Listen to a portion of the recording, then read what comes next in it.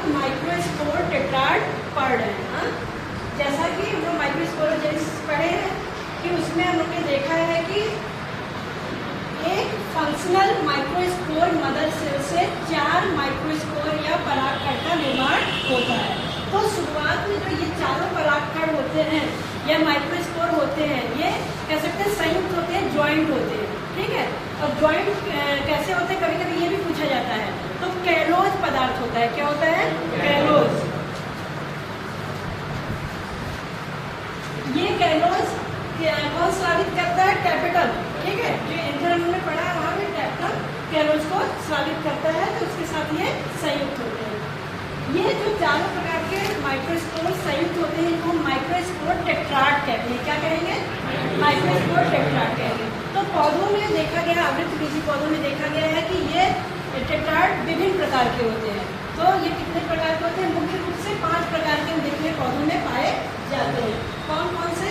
Linear microspore tetrad. ठीक है, ये कैसा होता है? लीनियर का मतलब ये कि एक रेखा में। ठीक है, तो चारों जो माइक्रोस्पोर होते हैं, परागकण होते हैं, वो क्या होते हैं? एक रेखा में होते हैं। तो इस कंडीशन को या इस अवस्था को हम लोग क्या कहेंगे? Linear microspore tetrad. ठीक है, सेकंड है टी शेप। टी शेप नाम में है कि किस तरह का रहेगा? टी के आकार का रहेगा। तो ऊपर 2 माइक्रोस्पोर ज्वाइंट रहेंगे और नीचे 2 लीनियर की तरह रहते हैं। तो इस पूरे अवस्था को क्या कहेंगे? टी शेप कहेंगे।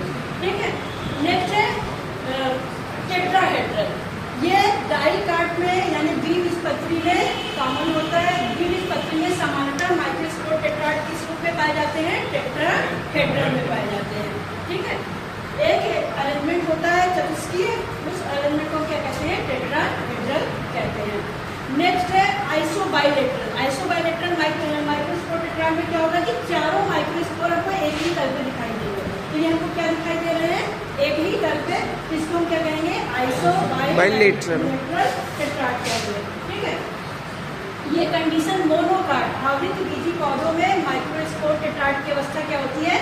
आइसोबाइलेटरल। ठीक है, डाइकाट में पूछे तो क्या होगा? टेट्राहेड्रल। ठीक है, और मोनोकाट में पूछे तो आइसोबाइलेटरल होगा। नेक्स्ट एंड लास्ट है डिकासेट। डिकासेट में क्या होता है? ये 2 संकोण बनाते हुए होते हैं। ठीक है, संकोण बनाते हुए माइक्रोस्पोर टेट्राड हमको दिखते हैं, इसको हम क्या कहते हैं?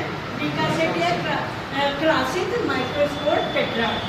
क्लियर है इतना? ठीक है, अब इसके अलावा कुछ पौधों में देखा गया है कि जो माइक्रोस्पोर टेट्राड है लास्ट में भी ये माइक्रोस्पोर अलग नहीं होते हैं, एक संयुक्त संरचना बनाते हैं। तो कुछ उदाहरण है, जैसे एक है कंपाउंड माइक्रोस्पोर। अरे माइक्रोस्पोर, कंपाउंड माइक्रोस्पोर। इसमें क्या होता है? जो माइक्रोस्पोर टेट्राड है वो संयुक्त रहते हैं, अलग अलग नहीं होते। इसका एग्जाम्पल है जैसे टाइफा। टाइफा में किस प्रकार का परागकण पाया जाता है? कंपाउंड माइक्रोस्पोर या संयुक्त परागकण पाए जाते हैं। एक अवस्था होती है बहुत इंपॉर्टेंट, पूछा जाता है पोलिनियम। ठीक है, ये पोलिनियम किसमें पाया जाता है? जैसे कैलोट्रॉपिस। कैलोट्रॉपिस जैसे मदार का जो पौधा होता है आर्किड होता है। हाँ, यदि कैलोट्रॉपिस तो आपके आसपास भी दिख जाएगा, तो जब उसमें उस खीरे को ध्यान से देखिएगा कुछ हमको ऐसी संरचना दिखाई देती है। ठीक है, तो इस पूरी संरचना को हम क्या कहते हैं? ट्रांसलेटर एपरेटस कहते हैं। क्या कहते हैं? Translator apparatus. इसमें क्या होता है? ऊपर जिसकी ज्वाइंट रहते हैं इसको हम क्या कहेंगे? कार्पस्कुलम कहेंगे। हाँ, इसको कार्पस्कुलम कहेंगे। और 2 जगह एक तरह से जैसे हमारा लंग्स होता है, ठीक है, उस तरह की संरचना है। इसको हम क्या कहते हैं? पोलिनिया कहते हैं। और पोलिनिया कार्पस्कुलम से जिस एक तंतु से जुड़ा रहता है इसको हम क्या कहेंगे? कॉर्डिकल कहते हैं। और इस पूरी संरचना को हम क्या कहते हैं? ट्रांसलेटर एपरेटस कहते हैं। ये विशेष संरचना होती है जो क्या बोलते हैं? कैलोट्रॉपिस आर्किड इत्यादि पौधों में पाई जाती है। ओके, ठीक है, क्लियर है? यस।